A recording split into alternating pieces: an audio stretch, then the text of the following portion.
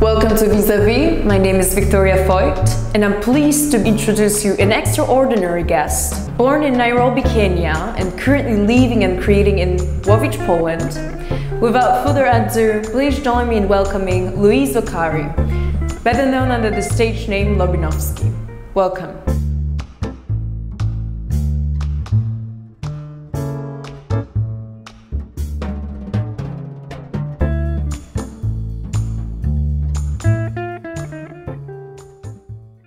It can be a hard time managing music ambitions and unrelated business ambitions that you seem to have. How do you balance the two? Well, basically when it comes to balancing music ambitions and other related businesses, it's not very difficult because first of all, music is a hobby. It's more of a hobby. It's something that I love to do.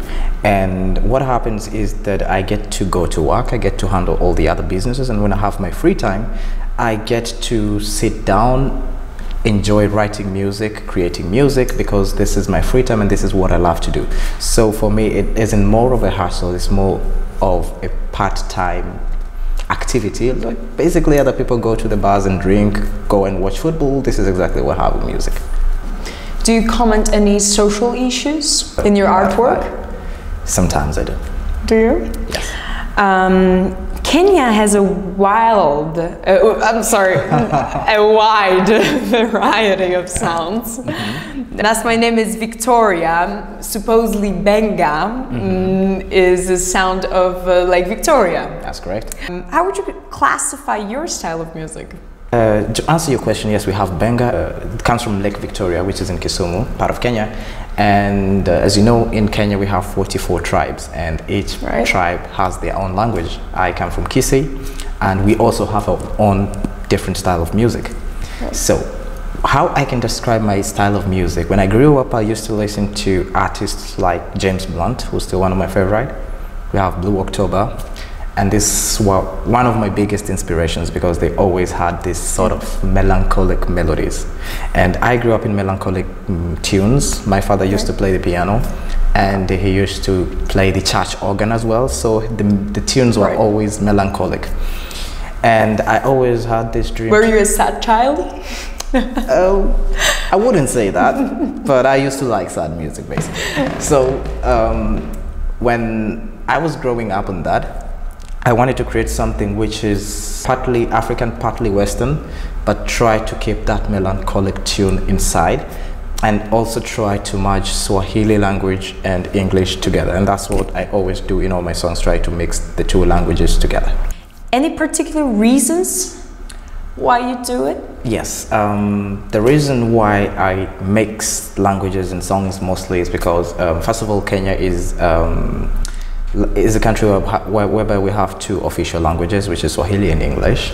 Right. So mostly artists do sing in Swahili, and other artists sing in English, basically. Not most of them try to mix the whole thing together. So what I try to do is I try to sing in Swahili, because I have some of my followers speaking in Swahili, and also our friends and other followers who speak in English. So basically what I do is I try to be able to make the people who speak English and speak Swahili try to understand what the song is about, and that is exactly why I always try to mix the two languages together. And it comes out fantastically. It's a very unconventional. Wow. Do you have any particular momentum from your artwork that you would pass on to the next generations?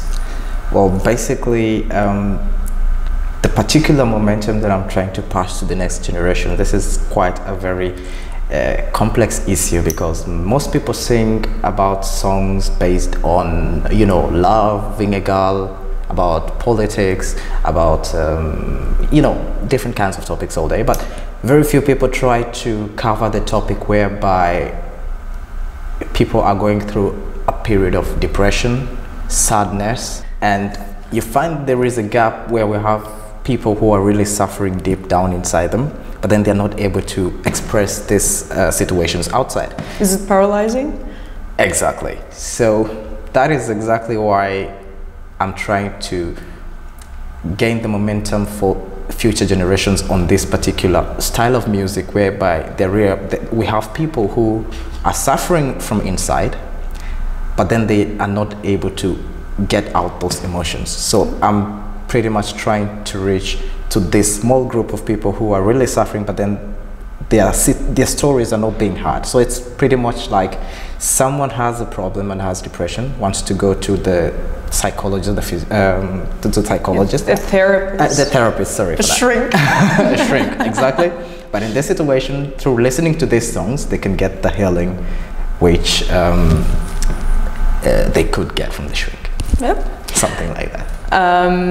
Well, I would say art, music is some sort of therapy. That's for correct. many. How do you see artists in Kenya embracing new revenue models, such as earning for YouTube? Well, Spotify. There's so many revenue models that are coming up that let people earn money virtually in some way. That's absolutely correct. What we have is that music in Kenya has really grown over the past few years, and more artists have begun putting music on YouTube, on Spotify, on Tidal, and these revenues are really working well for them. We also have another service in Kenya called Skiza Tunes.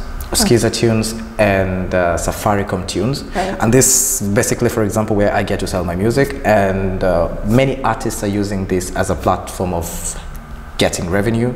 We also have internet pretty much all over the country, which was not before, and so this makes access to music on this streamlined places from this from Tidal, from Spotify, quite accessible to the people.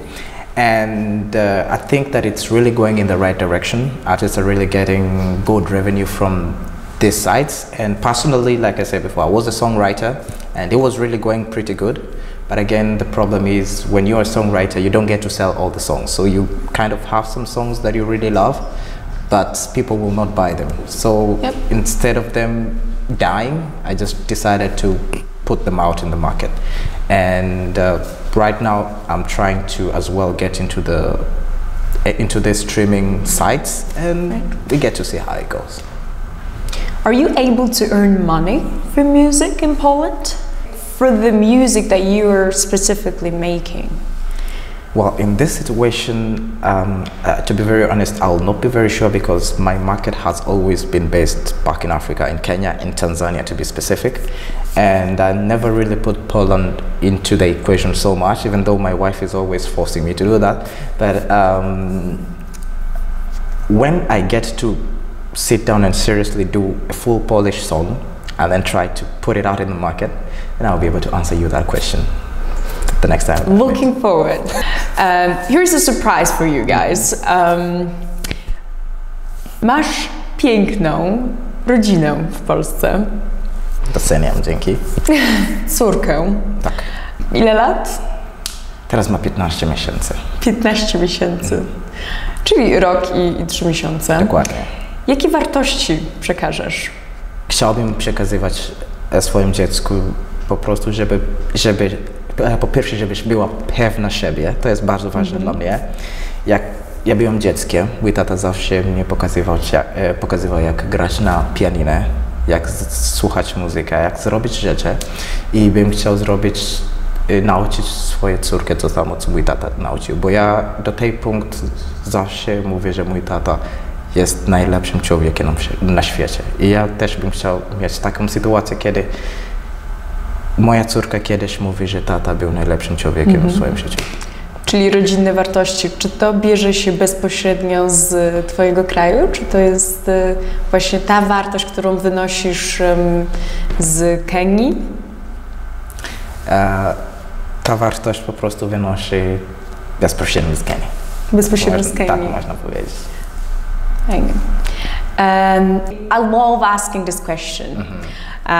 Do you have anything that you would address the young people just like you? What would you address after all that you've experienced throughout traveling, throughout your whole life? Well, what I would love to address the young people my age. I don't consider myself young because I have a family and I'm pretty old at the moment. But What I would like to address the young people is, first of all, you must never give up on your dreams, no matter what. And you have to understand the fact that when everybody around you is not giving you credit for what you really deserve, that is your time not to give up. Because basically, you have to understand the fact that you are you and you're not living for other people. Believe in what you want to achieve. Don't listen to anybody else. Just go for it. Even if, I always use this example, even if you want to sell sweets on the streets, even if you want to sell oranges, as long as you put your dream into doing that, at the end of the day, you're gonna make a successful business out of whatever you're doing. Let's be all creators. Exactly. Thank you so much for coming, for giving this speech and sharing us the very important values. Thank you for guidance. Thank you very much, I do. Thank you, Luis.